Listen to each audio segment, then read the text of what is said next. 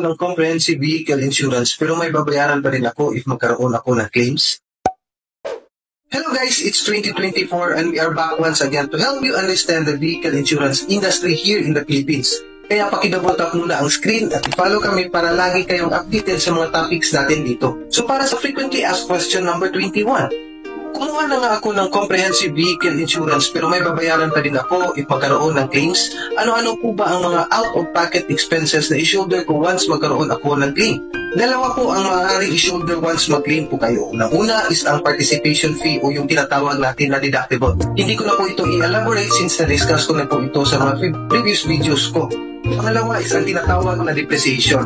From the word itself, ito po ay ang mga reduction sa value ng vehicle's parts over time.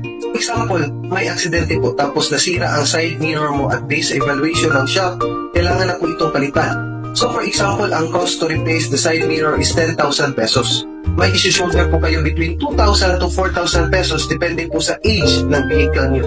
For illustration purposes, ito po ang computation. Ang age ng vehicle nyo is up to 3 years, wala akong depreciation or wala po kayong share. Over 3 years up to 4 years, 20% po. Over 4 years up to 5 years, 25%. Over 5 years to 6 years, 30% po ang share nyo. Over 6 years up to 7 years, ang age ng vehicle nyo, may 35% po na share ang i-shoulder nyo. At over 7 years, 40% ang share nyo po. For batteries, tires, ball joints, tie rods, and shock absorber, over 3 years ng age ng vehicle nyo, 45% po ang i-shoulder nyo. To summarize, ang babayaran po ng insurance company ay ang cost of brand new genuine parts less depreciation, which is shouldered by the assured. Now, alam niyo na, hopefully na-explain ito ng mga agents ninyo or yung current insurer nyo bago i-write ang policy to avoid confusion or conflict when it comes to claims. So, comment down below if you have any questions about this topic or any questions po related to vehicle insurance.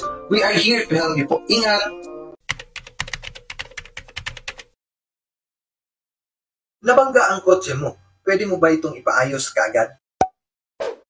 Para sa frequently asked question number 22, na-involve ako sa isang car accident at may car insurance ako. Pwede ko ba ipa-repair kaagad ang sasakyan? Then, magre-report ako sa insurance company at mag-file ng claims after.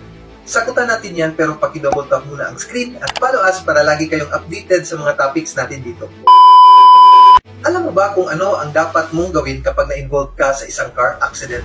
Isang common question na laging tinatanong ay ito, pwede ko ba na ipa-repair kaagad ang sasakyan? Ang sagot ay, depende po. Oo, pwede mong ipa-repair kaagad ang sasakyan kung ang estimated cost ng repair ay below sa tinatawag natin na authorized repair limit.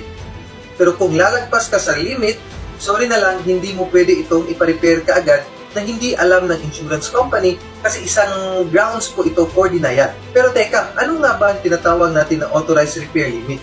Ito po yung maximum na halaga ng repairs na pwedeng gawin ng isang policyholder nang hindi kailangan ng consent mula sa insurance company.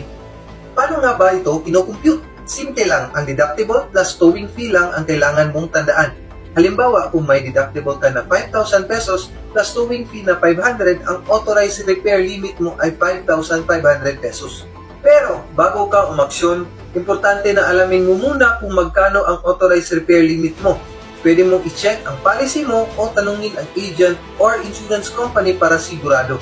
Or just to be sure, dapat mong tandaan before ka mag-decide sa mga next move mo, dapat mong tawagan kaagad ang insurance company para mabigyan ka ng payo kung ano ang mga dapat mong gawin.